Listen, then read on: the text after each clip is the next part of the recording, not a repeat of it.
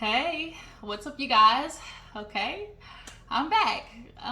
It's been a little bit, not gonna lie. You guys, I just want to come and talk to you real quick and just have a vulnerable moment. I was going to play catch up, and in the midst of playing catch up, I was watching Real Housewives of Atlanta, and I got triggered a little bit. And on top of that, there was a lot of things going in my life at the same time, which why it kind of delayed me coming to talk to you guys, doing the reviews and stuff like that. And I just want to explain what's kind of going on. Like I said, have a quick vulnerable moment so I can just give you guys a little background as to why sometimes, I might go a little MIA on my channel. So, like I said, in the midst of playing catch up, I was watching Real Housewives of Atlanta. And we know Marlo, she has a situation with her sister and having mental health issues. And I relate to that, point blank period. I relate to having a family member, very close family member, who suffers from mental health issues, and it's hard. That's the only thing I can say is it's hard, because you want to help this person, you want to watch them get better, you want to see them succeed, and you can't force it. Like, they have to choose to want to do better, and you have to catch them at the right moment. And although the diagnosis is not quite the same as Marlo's sister dealing with, I think, schizophrenia issues, there definitely was a moment of, thinking that it was that, when the symptoms first started. And y'all, it's hard. And so when the episodes come of, somebody having a mental health episode, it's very strenuous, it's very mentally and emotionally draining and exhausting. And that's why sometimes I might go missing on the kind of the fact that, work and go see family and stuff as well. That's, sometimes why you guys may not see me. So I just wanted to put that out there so you guys just don't think like, oh, I'm just blowing off these videos and coming to talk to you guys. It's hard. It's really hard because, it's really hard just because, you don't know when they're coming. When these manic episodes happen, like, you don't know when they're happening, and you can only take them in strides. And if you're somebody who relates to that or understands, drop it down in the comments. You're not alone. So that's kind of why here lately I haven't been as consistent. So I just want to apologize for that. And I just want to kind of give you just a vulnerable moment with me. Like, you guys, I want this channel to be a representation of me, and that's with me being vulnerable about every part of my life. And I want my family to be on my channel, and my other brother and sister and things like that I want you guys to know those things about me, not it just be a review channel or stuff, because I want people to see themselves in me, or like just have some type of inspiration. And so I just want to kind of put that out there, you guys. So enough about that. I just want to have a quick vulnerable moment. I just want to say thank you guys. You're constantly supporting me, showing love, and I really appreciate that. I really, really do. But yeah, quick change. I'm not gonna talk about Real Housewives of Atlanta because I just mentally can't do that after what is just very triggering. Next week I will get back to it though, and it's already Thursday, so I think it's just best I just wait. So we're going to move on to Basketball Wives, and then I'm going to talk about Real Housewives of Beverly Hills. So, quick change of direction, you guys. Let's go ahead and get into Basketball Wives. Bring up the mood, okay? We are going to talk about these hoes, these basketball women, because this episode was quite interesting. There was a lot of things we got to get into, Angel being one of them, okay? Angel and British, we got to get into these women. Just tragic what they were putting themselves through.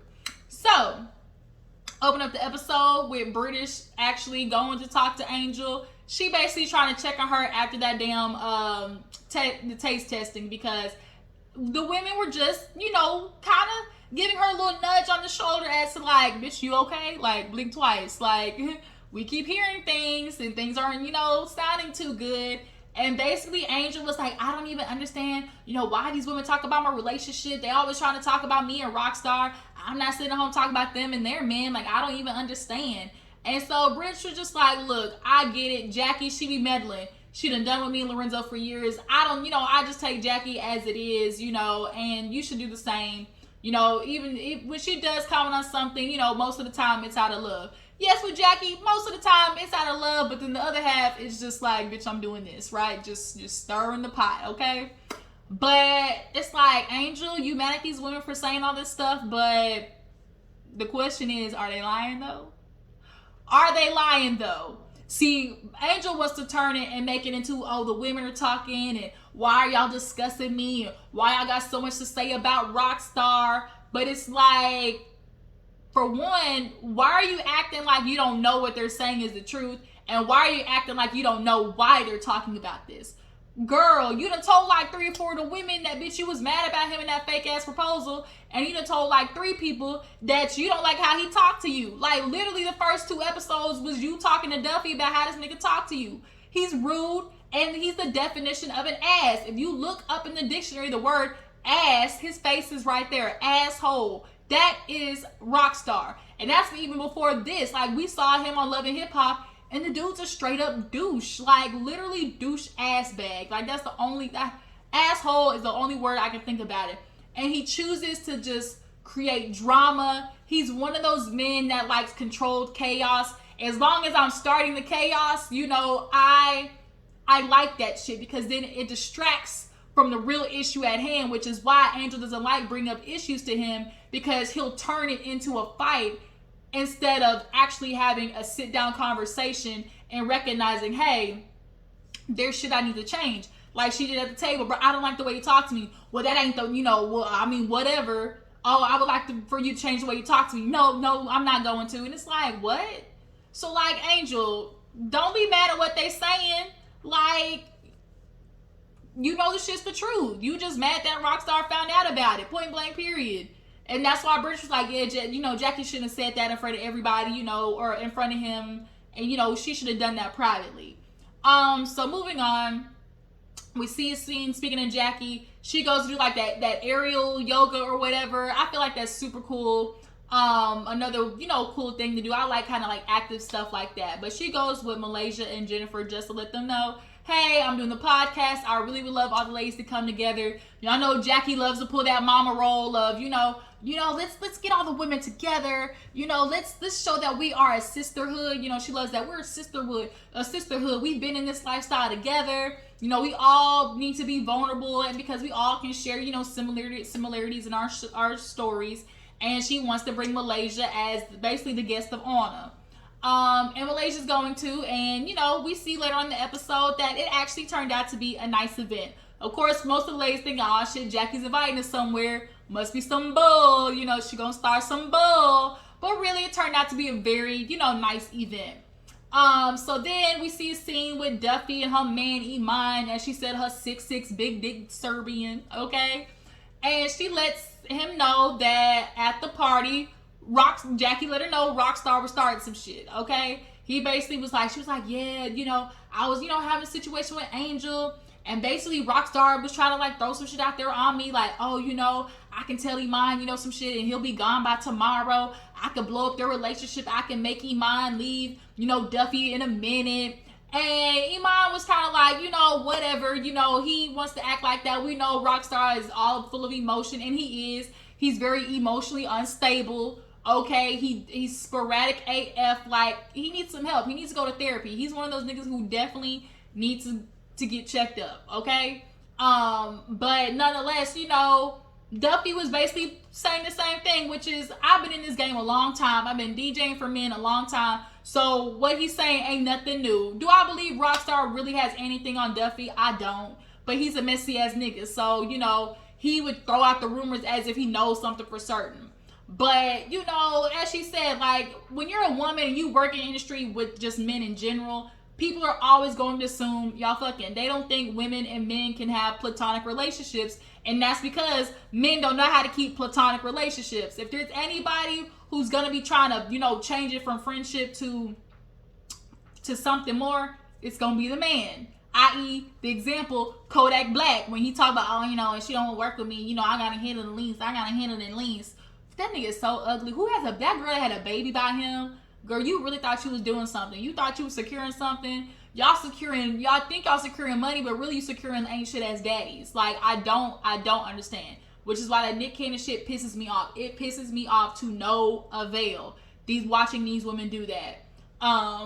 They have that girl was on B Simone's podcast talking about it and everything. Oh, I'm just concerned about my family. Girl, your child's family is all them bitches. Like, girl. Oh, that's another topic. We may do a live talk about that. Ooh. But nonetheless, she was like, yeah, that's why I'm glad I'm gonna go to Vegas, forget about all that mess, this will be my last DJ set. And so the husband was like, well, speaking of DJ, have you thought more about, what you said? And she was like, what? He was like, yeah, you said TikTok that you was gonna be giving up, DJing or whatever. And she was like, look, we had this conversation. This may be my last DJ, or going into retirement and DJ. But I will let you know, I ain't no staying home ass bitch. Like, and I'm glad she said that. Like, I'm going to be looking for another career. So, that's going to take time. I'm not staying at home. Well, I just always picture my life a certain way. You should be at home and raising the family and stay home with the family. And she, in her confession, was like, I was raised to go out there and get it, hustle, not to depend on no man. And I'm so glad, because too many times we know how this story goes. Men with the money think that allows them to treat women a certain way. They already treat women a certain way who make the money. So you think they're not going to be disrespectful to the women who don't? Like, we know how this story goes. And him being Serbian on top of that, he got a dark side. Them Russians, they a little scary. I'm going to let you be known. Them Russians is a little bit different. You think these American men is tough. Them Russians and Asians, them men, they a little scary. Something about him gives me real dark energy too. Like, he can get to that dark side real scary base. But he was like, well, she's like, well, this is what I'm gonna do, and you're gonna have to follow me. And he said, well, I support you, but he was very reluctant to say it. But I'm glad that's one boundary that she did not ease up on. Like, I'm glad she didn't give in, because that shit would have broke my heart for her. No bitch wants to stay at home with her kids all day. Even the women who are stay-at-home moms. I'm sorry. You cannot. I'm sorry. I will not. Not on duty. So moving on. What else happened? We see Brandi at the little podcast, stereo shop with Jackie. Basically, Jackie was talking to her. Oh, and Naraya. Basically, them sisters, I think, were brought on as fillers, like, so they can at least have, more than two people in the scene. They basically come in when they need somebody extra to give, basically like little peanut gallery, conversations, or like commentary on the side. But nonetheless, Jackie lets them know, they're going to do podcasts and talk about, being women, being, with these men. And she was like, well, Malaysia's going to be there. She's the guest of honor. And she was like, well, I just gotta talk to, to Malaysia. It just kills me. Oh my God, these motherfucking spam calls. These spam calls have been out the wazoo, have been out the ass. I'm getting 20 spam calls a day. But nonetheless, Brandi, you gotta wire hair up your ass for Malaysia. It's like, do you want to make up with her or not? Like, which one is it? Because on one side of your neck, it's, oh, I miss this type of Malaysia. Then on the other side is, oh, that bitch got a character flaw. Even at the end of the episode, oh, you showing up late, like, get your shit together. It's like, and your energy, when you first came in, you attacked her literally with venom, but you want her, like, you want to be good with her. Like, what is it? She's like, I just think about the times, like, I called her, we sat down FaceTiming, with my husband, she was there, and she started tearing up, and Jackie's like, well, you've done stuff to her, she's done stuff to you, and y'all can talk that out. She's like, but I just haven't done nothing I haven't never done anything to Malaysia. Brandi, you do know you on camera, right? Brandi, the only thing I would like, for me, Malaysia, she can maybe have some type of ground to stand on when it comes to Malaysia low-key doing the scooch on over there to Evelyn and Shawnee's side. But that really wasn't until your ass got kicked off. Like, that wasn't until your ass got kicked off Gilligan's Island, because you was yapping, which, I agree with Shawnee was being a bitch, okay? But you know, it cost you your job, okay? That bitch cost you your job, as she said. Thank you for your services. But you know, Malaysia basically was playing the game. Everybody caught on to it because she was being hella fake. After you left, you know, trying to scooch on over for that check. Okay, she said you were not gonna stop this bag. But if you were her friend, you would understand. Like, if I'm going over the cliff, like, bitch, we can't both go over the cliff. You know, I still need an end. And like, you can't really be mad at Malaysia about that. But it's just kind of like, it's just like so much venom that she has for her, that like she has all this anger that you really need to work through. Like, it's not all Malaysia. Like, I'm all that's like misdirected from your dad, I'm sure. Like, for the type of heat that Brandi got, it's just, to me, not adding up with what Malaysia did. Do y'all get what I'm saying? But yeah, so moving on. So we have a scene where Angel, she and her son, he's so cute. He's getting his little prepubescent age, you know, he's getting older, starting to grow hair, got that big ass little fro cut or whatever. You know, guys starting to possibly grow hair under his armpits and on his little junky junk. You know, he's growing into a little young man. But she come in pregnant and all, talking about, yeah, can we use your room for this baby? He was like, no. He was like, I like my room. And she was like, well, you know, the baby can't be downstairs. You know, I'm not going to walk up and downstairs. You know, that's not safe. You know, I need to be able to, you know, watch him. And he was like, I'd rather share the room than give it up. And so she tried to sell this back house. Look at the view. Look at, you can have a gym, and you know, wouldn't it be cool to be a boy who has his own, you know, house? You can make it, decorate it however you want. And had it been me, I'd have been sold. Okay, sold to the highest bidder. 35, 45, 65, 35, 45, sold to the woman with the ginger hair. Okay. You know, I would have took it. But for him, after he started talking to her, I got it. To him, it would have felt more like a scooting, like he would have felt like it was almost pushing him out the picture, because he kind of revealed, you know, after she asked him how he felt about the baby or being a big brother, he was like, well, I want you to spend more time with me. And she was like, what? And he was like, yeah, like when you have my sister, like I just kind of felt like neglected, like you weren't really spending that much time with me. He's like, I get it, you know, you work to, you know, give us this life, you know, but I just kind of felt like you forgot about me. And I was like, oh, that just was just like, ugh, stab to the heart. I'm not even his mom, and I felt bad. Like Angel has a struggle that a lot of parents have, especially, you know, successful parents, where it's like, you know, you want to build this lifestyle for them, but at the end of the day, all of you rich motherfuckers who try to give your child a lifestyle, all of them would say the same thing and say, I just wanted time. I just wanted time. And for him, he's like, it's like, you're my last parent. Like, you're the only one I have left.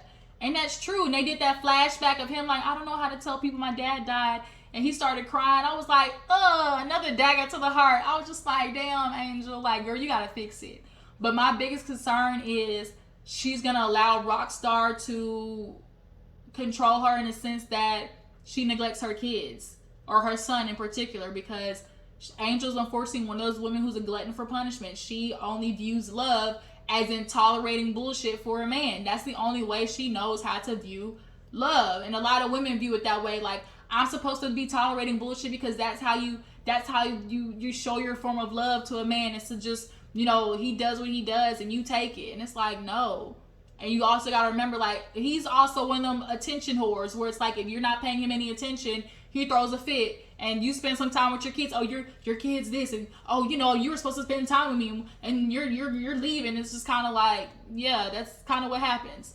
But yeah, she kind of talked to him, and it was really sad to see him say that. And I just hope she gets a chance to fix that. We did see later on the episode that she spent time with the daughter and him, and you know, she's talking to him about being a big sibling to the sister. And she was like, oh, how do you feel about being a big sister? She was like, I'm excited because I've never done it before. And I was like, well, shit, don't ask your brother because he's not going to sell it well. You know, the big brother, he's over there like, okay, you about to see. Oh, and then the brother, he was like, oh, you know, like, you can't show up to my games. I was like, damn, Angel, you ain't show up to no games? Like, girl, you got to do better. And I'm not even punishing you. I'm not shaming you as a mom or nothing at all, because I get it. Trust me, I get it. But damn, show up to at least one game a week. That's all I'm saying. Yeah, I hope they get that. I really hope they fix that. But she hugged everybody, and it was just really sweet to see. Because Angela, you gotta understand, like, you really are his last parent. So if something happens to you, like, that's it. But yeah, moving on. So we're at Jackie's, little thing. Jackie's little podcast night. Everybody shows up. Nia shows up with some damn cheesecake trying to, have an olive branch. But British was like, oh my God, y'all, me and Lorenzo are doing so good. We texted each other, talking, what you doing? Oh, I'm okay. And she took that as like a big yippee. And I was like, so basically you just text each other how you doing? And it was like, oh my God, we did good. That says a lot when asking somebody how they doing. It's like, girl, we doing good this week. Okay. So Jackie's sitting down talking to everybody, and Malaysia shows up late. And here go Brandi again with the shit. Oh my God, Malaysia, you're late. Like, get your shit together. And it's like, how do you know production ain't told her to show up late? Because we know production has everybody show up at a set time. So, damn, Brandi, chill the fuck out. Like, she's looking for shit to poke at Malaysia about. And it's like, I don't like it. Especially in the fact that we've seen Malaysia hasn't really said a lot of negative shit about Brandi at all. Brandi's been the main one coming at her, but this season we haven't really seen her talk shit about Brandi, even after all the stuff that she's like was coming at her with and how all that strength she came at her with at the beginning of the season. But nonetheless, all the ladies go through and basically discuss how they was putting up with bullshit. Malaysia, husband, bullshit, he retired, and we know this story a lot of times. These men retire and go through a horrible transitional phase, and they take that out on their women because they women been at home and now they at home and they don't know what the fuck to do with their lives. They start getting depressed. They miss the fact that that adrenaline and having the lights, camera, action, and the people asking for autographs, like, they feel like the man. And then when they get home, you realize, oh shit, I'm an everyday person, exactly how Brandi said it. So Malaysia's like, yeah, you put up with so much and I was this punching bag, and sometimes you take it on the person you love the most, but like, damn, how much am I supposed to take? And Brandi, here she go with the back and forth. Oh, this is the type of Malaysia I miss. And it's like, girl, the fuck? Like, which one is it? Do you hate her or not? Do you want to be her friend or not? Brandi comes up there and talks about how she was with Jason since the get-go, since high school, and she put up with a lot, and how he basically felt like when he got home, he went, what he want to do with his life. Naraya, she young, she gonna keep fucking with these ball players, basically. She's like, because Jackie's like, you gonna keep messing, do you still date basketball players? Well, I've always dated athletes. She's a girl who's decided, I like this lifestyle, and I'm just gonna put up with the bullshit. British gets up there, she laid out there, yeah, British, I done travel around the world with Lorenzo. We grew up together, and when he left, I'm sitting there trying to throw ideas like, okay, go train. But the problem is he kept fucking the women that he was training. And so all the ladies was laughing because it's like, that's what these niggas do. Like, that's what they do. And she got emotional because it's like, damn, we done been through a lot together. But it's like, if we been through all that together, that should be more reason why you shouldn't fuck me over. So it definitely was a sweet moment. Brooke, she let it be known at the end. I don't care what nobody say, women run the household. And girl, touche, I agree. So at the end of the episode, we see Brandi basically talking to British about Lorenzo. And she's trying to give her some advice of like, look, girl, I done been through it. I know you done been through some shit with him, but you love that man. You love that nigga. And British is like, and she's like, girl, you love him. And she does. She's like, oh, even though we're toxic, like, we're good. And basically what it is he got good dick. We fucking fight. And that's our routine.